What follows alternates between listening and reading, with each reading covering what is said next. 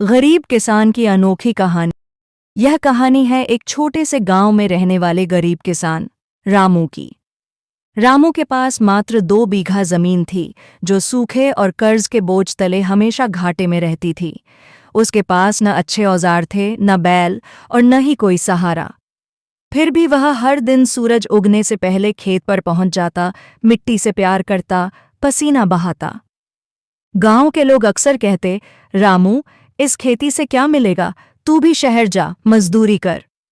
लेकिन रामू का जवाब हमेशा एक ही होता, ये जमीन मेरी माँ जैसी है, मैं इसे छोड़ नहीं सकता। एक साल गांव में भयंकर सूखा पड़ा। बड़े बड़े किसानों के खेत भी सूख गए।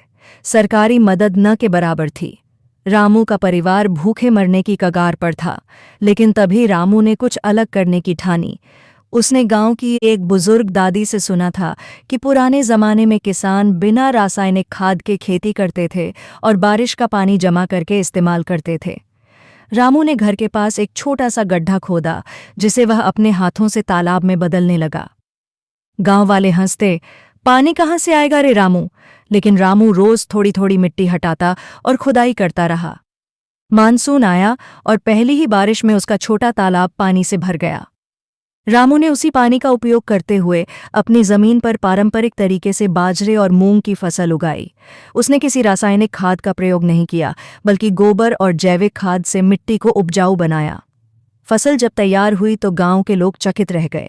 जहां बाकी खेत बंजर पड़े थे, वहीं रामू के खेत में हरियाली लहलहा रही थी। उसने न सिर्फ अपने परिवार का पेट भरा, बल्कि थोड़ी उपज बाजार में भी बेची और पुराने कर्ज का कुछ हिस्सा चुका दिया। रामू की मेहनत और हिम्मत ने गांव के लोगों को सोचने पर मजबूर कर दिया। अब वे भी रामू से सीखने लगे कैसे कम संसाधनों में भी उम्मीद और समझदारी से खेती की जा सकती है।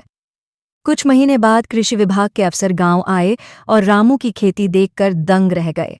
उन्होंने रामू को सर्वश्रेष्ठ जैविक किसान का पुरस्कार दिया और उसे राज्य स्तर की कार्यशाला में आमंत्रित किया।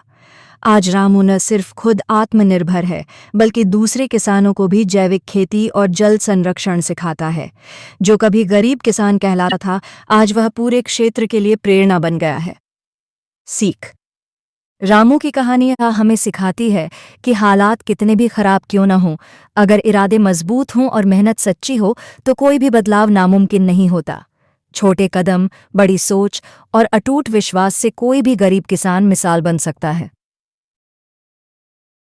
हमारी और अच्छी कहानियां देखने के लिए इस चैनल को सब्सक्राइब करें, और अगर आप चाहते हैं कि हम और अच्छी कहानियां लाए तो बेल आइकॉन को प्रेस करना मत भूलें, और हमारी हॉन्टेड स्कूल कहानी और SAS बहू की कहानी देखना मत भूलें। Thank you so much for watching.